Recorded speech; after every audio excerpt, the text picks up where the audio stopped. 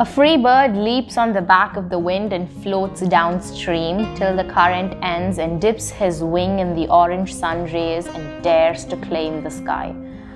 But a bird that stalks down his narrow cage can seldom see through his bars of rage. His wings are clipped and his feet are tied, so he opens his throat to sing. The caged bird sings with the fearful trill of things unknown but longed for still, and his tune is heard on the distant hill, for the caged bird sings of freedom. The free bird thinks of another breeze, and the trade winds soft through the sighing trees, and the fat worms waiting on a dawn-bright lawn, and he names the sky his own. But a caged bird stands on the grave of dreams, his shadow shouts on a nightmare scream, his wings are clipped and his feet are tied, so he opens his throat to sing. The caged bird sings with a fearful trill of things unknown but longed for still, and his tune is heard on the distant hill, for the caged bird sings of freedom.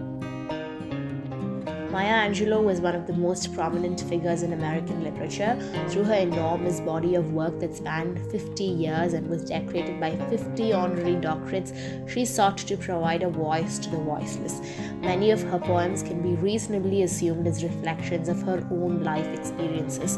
Her literary efforts to liberate the Black community, and more so as a woman, have made her an indispensable part of the continuing discourse to eradicate systemic bigotry. The poem is written in 6 stanzas of irregular length, free from any meter or rhyme scheme, which one supposes works well with what the poem attempts to convey. The entire 3rd stanza is repeated as the 6th stanza, which does wonders for really driving the point home. A free bird flies free, swims downstream unfettered, and basks in the sunlight, daring to claim the sky. A caged bird, on the other hand, can barely see through the bars of his cage. His wings are clipped and his feet are tied, and so he sings. He sings of something that he has never been fortunate enough to have, but still longs for, and that is freedom. His song is heard far and wide, where the free bird thinks of soft winds, trees, fat worms, and lives on in the skies. A caged bird lies amidst his very dreams and nightmares. The free bird is a symbol for the free man, the man who can claim the world for himself, while the caged bird is a symbol for the oppressed who are made to sacrifice their hopes and aspirations. The conflict between freedom and enslavement runs throughout the poem.